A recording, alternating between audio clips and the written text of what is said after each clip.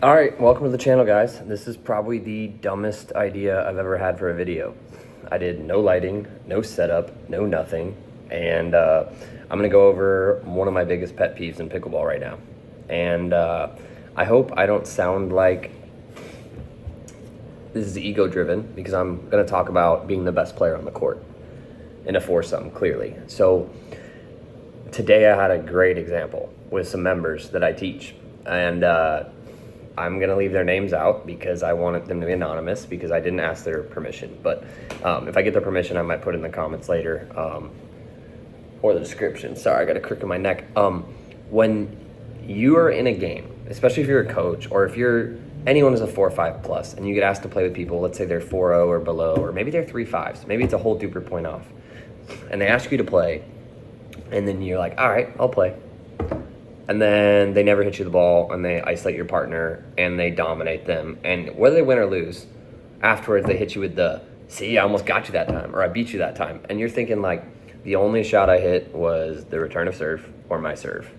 And even if I hit another ball, I was poaching, or it was 1 out of every 20 shots you hit it to me.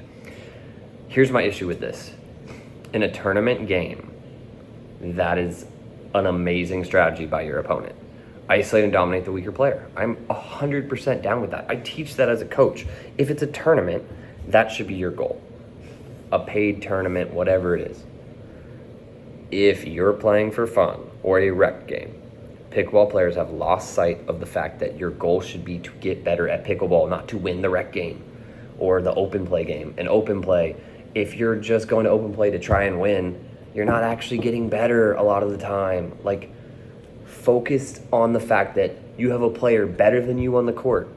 Hit them the majority of the balls. You can learn from them, or guess what? That player will want to play with you again.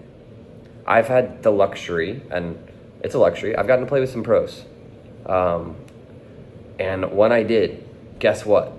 I tried to hit them the ball and attack them, because I wanted to see, one, how I measure up against a better player. Like, if I speed that ball up, are they just gonna wreck it, or does it actually work? If I dink with them, what's working, what's not? My point of all this is, if you invite a better player to play with you, who's clearly better, if it's close, whatever. But if it's a full duper point, or a 4-5 and a 4-0, or a 3-5 and a 3-0, hit the ball to the better player. That's how you get better. Lose the game, but try and beat the better player. I could go on and on about this. I go back to when I played tennis.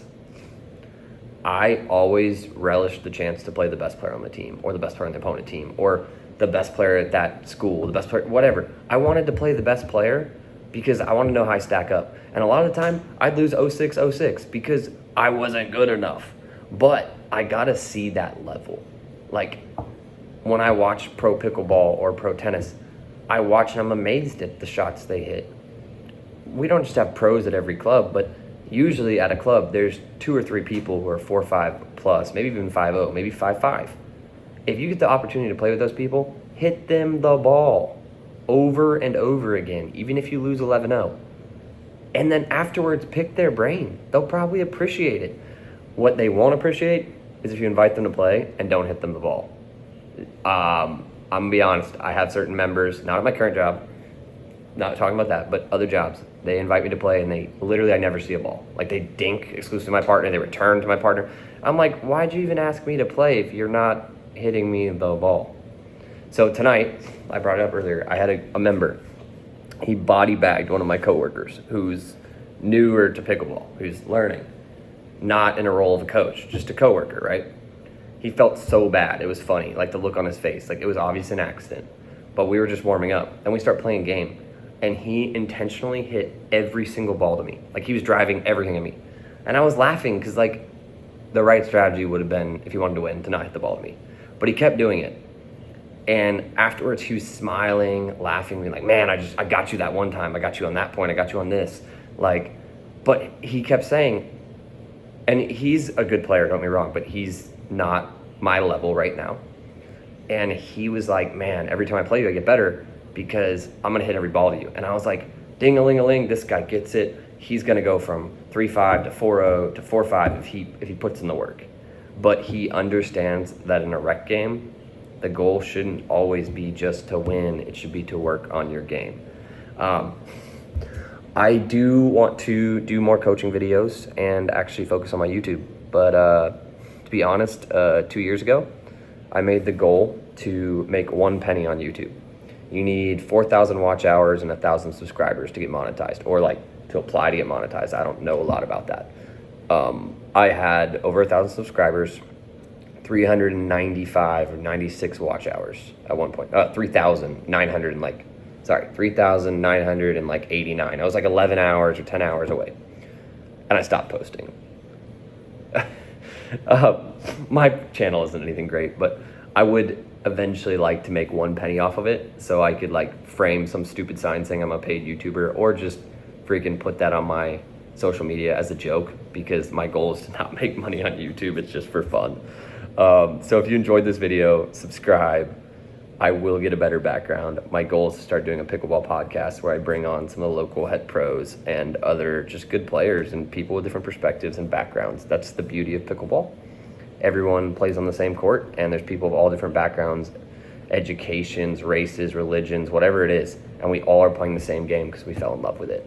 And my rant today, and maybe I'll start a section on pickleball rants, is if you invite a better player to play in your group, target them so you can learn from them. If every player did that, they'd be getting better. The other thing, I think it was Jack Murrow said on his podcast, he was like, dude, find groups where you're the worst player, because that's how you get better. You don't want to be the worst player, but you want to be the second worst player in the group, so they still want to play with you. But being the worst player is a blessing. Like, appreciate the fact that the other players are playing with you, but you can learn so much more than if you're the best player or one of the best players on the court. So relish the opportunity to play those better players, and when you get that opportunity, hit them the ball. This video is brought to you by Tees Pickleball. You can't dink. That being said, I just uploaded a video of our last Dream Breaker in West Texas Showdown. It was a Moneyball tournament. Me and some friends did. It was a lot of fun.